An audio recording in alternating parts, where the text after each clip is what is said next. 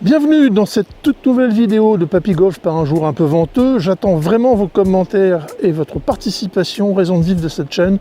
N'hésitez pas non plus à vous abonner, ça prend moins d'une seconde, et cliquez sur la cloche pour recevoir une alerte chaque fois qu'une vidéo est publiée.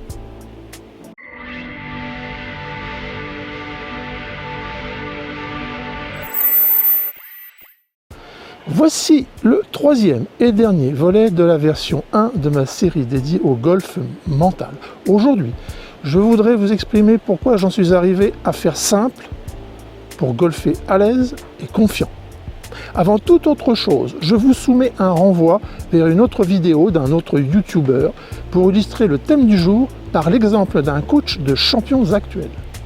On peut y découvrir le coach de golf légendaire Pete Cowan s'adresser à Hideki Matsuyama, vainqueur du Master 2021 quand même, un gros bosseur au practice, lors d'une leçon de swing pour l'aider à améliorer sa transition lors de la descente. Make it very simple. Faites les choses le plus simplement possible. Si vous avez 2 minutes, c'est un court extrait. Allez voir la vidéo, elle est en anglais mais elle est sous-titrée, de cet épisode qui a été tourné lors du Genesis Scottish Open 2022. Les coordonnées sont dans la description de cette vidéo ci-dessous. Je vous engage aussi à visiter le site du coach anglais Alex Forte, The Art of Simple Golf, voir aussi les coordonnées dans la description ci-dessous. Alex a cette expression « Golf is the most overcomplicated sport ». Le golf est le sport qui a été rendu, sous-entendu par les pratiquants comme par les professionnels, exagérément compliqué. Comme il a raison. Pour information, il propose aussi un tutoriel dédié aux seniors, payant certes, sur son site. Je vais faire une analogie qui me paraît assez parlante. Le golf, c'est comme dans la vie.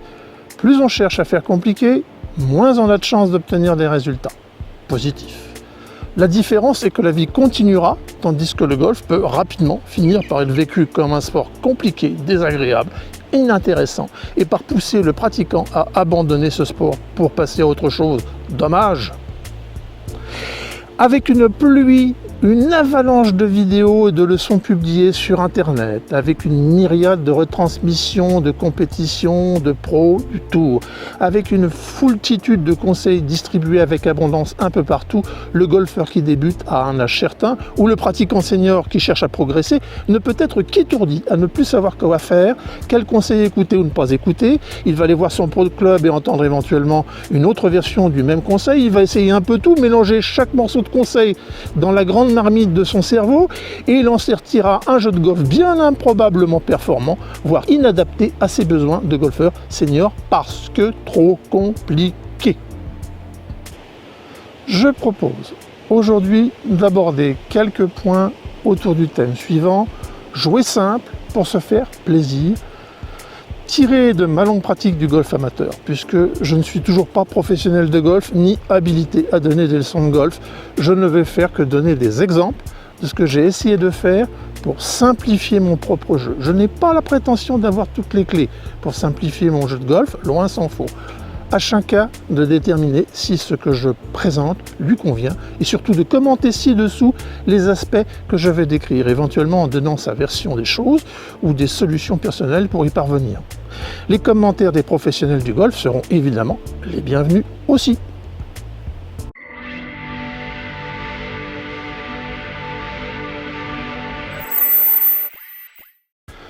Je vais entamer par ce qui a fini par me convaincre. On joue souvent, je jouais toujours, un club trop court auparavant pour une cible donnée, excepté peut-être au drive ou sur un par 4 ou 5.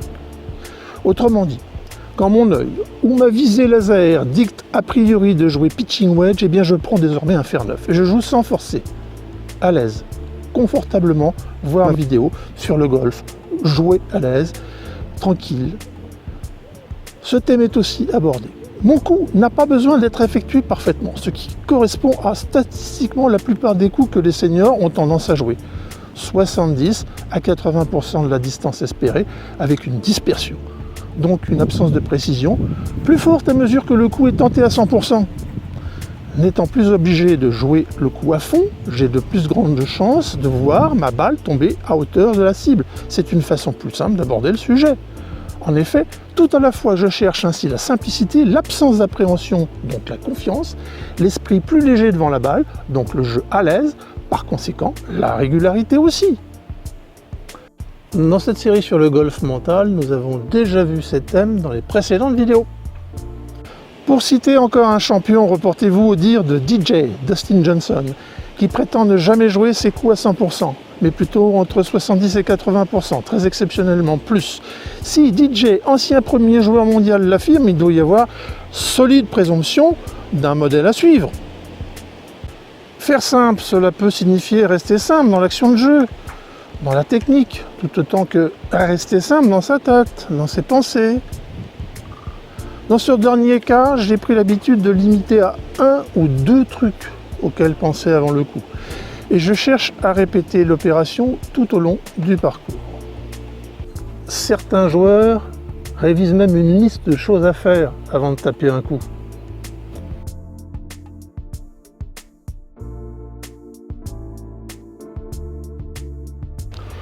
Auparavant, ma tête était pleine de repères avant d'effectuer un coup. Rester souple, ne pas serrer trop le grip, l'œil derrière la balle, monter comme ceci, comme cela, les pieds placés comme ceci, comme cela, fermer la face du club, etc., etc. Le nombre de ces pensées polluantes, totalement inefficaces au bout du compte, car trop nombreuses, étaient devenues si grand que je ne jouais plus au golf. Je révisais les multiples conseils et leçons que j'avais reçus des pros ou visionnés sur Internet. Quelle erreur! Aujourd'hui, je ne pense plus au strict nécessaire, à l'essentiel absolu. Ça peut être tout bêtement bien respirer avant de jouer, ou encore bien traverser à l'impact, ou aussi lancer la descente avec le bas du corps, mais jamais tout en même temps. Le résultat ne s'est pas fait attendre. Quand j'ai réduit le nombre de mes pensées repères, les bons coups sont enfin devenus ou redevenus plus fréquents. Et bien sûr, le plaisir de jouer.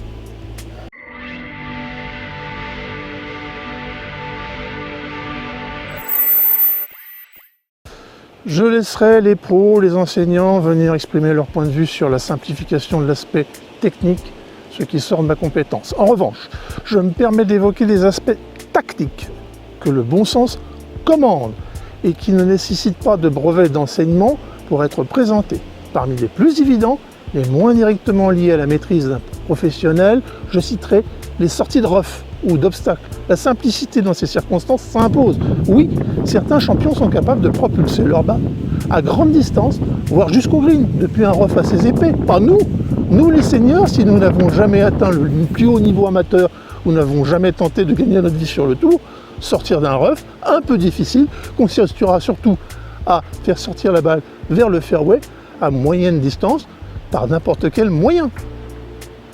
Cela pourra signifier un fer moyen ou plus certainement un petit fer, voire un sandwich. Le coup suivant aura toutes les chances d'être 1000 fois plus simple aussi. Donc pour ma part, je ne cherche plus l'exploit que même un pro ne tenterait pas.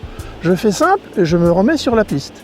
Et vous, que faites-vous? Avez-vous aussi cette approche de simplicité pour vous sortir des mauvais pas? Toujours dans l'esprit de réduire la complexité tactique ou stratégique, j'ai pris aussi le pli de limiter l'échauffement aux practices d'avant-épreuve par un échauffement musculaire de base et quelques coups de petits jeux. Il y a un moment que j'ai arrêté de frapper 2 sauts de balle de practice pendant une demi-heure avant mon départ, car physiquement c'était le meilleur moyen de me retrouver déjà un peu cuit au moment de frapper mon drive du 1. Quant au putting, là encore je fais simple, surtout aussi parce que je me méfie de la vitesse du putting green, rarement significative de la vitesse des greens du parcours. J'en ai eu encore un bel exemple il y a peu lors d'une compétition, donc je simplifie en me concentrant sur la répétition de ma routine de putt et la qualité de ma posture devant la balle. Enfin sur le parcours, eh bien, je compte sur mon expérience qui malheureusement ne me renvoie pas toujours de bons conseils, notamment sur les parcours que je découvre pour la première fois. Mais bon, c'est le golf, que le senior que je suis a fini par accepter comme tel, c'est-à-dire le plus beau sport individuel, éternellement varié et passionnant, qui peut inspirer toute notre existence du moment que nous avons la possibilité physique d'aller jusqu'au bout. Le sport de toute une vie, affirme la Fédération française de golf. Elle a raison. Voilà, je vous ai présenté quelques exemples de façons de jouer simples auxquelles je suis désormais fidèle, qui me simplifient non seulement le golf, mais aussi la vie, et me permettent d'optimiser la part de plaisir que je peux trouver à golfer en loisir comme en compétition en tant que senior. Dites-moi, vous les seniors qui visionnez cette vidéo, comment vous faites? En commentaire ci-dessous. Nous pourrons revenir ultérieurement dans une vidéo bis qui fera écho à celle-ci sur ce thème « Simplifiez-vous la vie au golf » avec des exemples de simplification complémentaires que vous aurez pu donner. À très bientôt, chers golfeuses et golfeurs seniors, pour une toute nouvelle vidéo de Papy Golf sur cette chaîne.